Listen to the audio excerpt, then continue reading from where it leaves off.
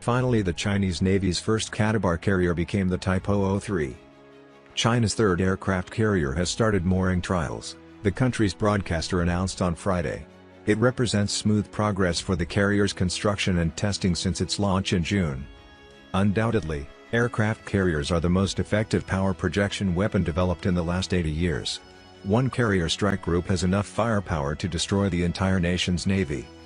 It weighs over 80,000 tons and is the first aircraft carrier in the country to be equipped with electromagnetic catapults and restraints. However, the relevance of aircraft carriers has grown dramatically in the 21st century as maritime activities, including trans-sea trade, oil and gas exploration, and military activities, have increased. In addition, aircraft carriers act as a significant deterrent against rogue states interfering with global trade routes and sea lanes. In another development, the Liaoning, which will be celebrating its 10th anniversary of service, recently conducted an exercise in the Bahai Sea for the first time, releasing footage showing a fully loaded Liaoning, with 24 J-15 fighter jets, 2 Z-8 helicopters, and a Z-9 helicopter on its flight deck.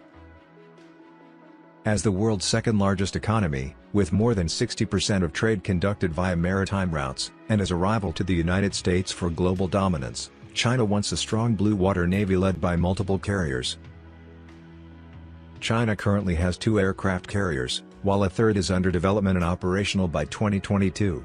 The fast pace of work on aircraft carrier 003 at Shanghai's Jiangnan shipyard is fundamental to progress in China's carrier evolution.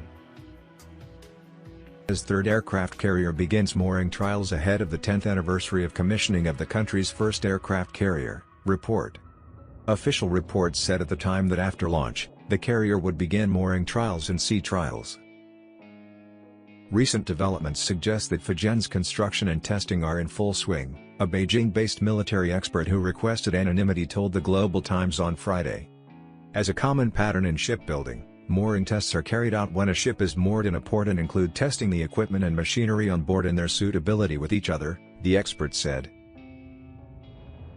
The fixture work includes the installation of equipment such as fuel pipes, gas pipes, electrical devices and weapon systems, Song Vengping, a China military expert and TV commentator, told the Global Times in an earlier interview. As this is China's first large aircraft carrier to be equipped with catapults, equipment work may take longer than usual to ensure everything is done properly, Song said. This is the highest number of J-15s displayed on the Liaoning.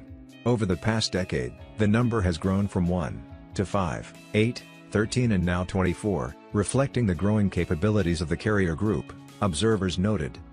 It took the Liaoning 5 years to host 1,000 takeoff and landing operations for the J-15, and just 2.5 years for the next 1,000 operations, China Youth Daily reported on Thursday. China now has more carrier-based fighter jets as well as more pilots who can fly the jets, Zhang Shuifeng, an expert on China's military, told the Global Times on Friday. China is also much more experienced in operating and supporting aircraft on aircraft carriers, Zhang said. It is very complex and challenging to operate and support more than 20 fighters rather than just 1 or 2, he said. In the future, the number of carrier-based aircraft will continue to increase, as will the types of carrier-based aircraft, which will greatly enhance the systematic and comprehensive combat capability of the carrier strike group, Zhang said. As China enters its 10th year of carrier operations, its 3 carriers are rapidly upgrading their capabilities, observers say.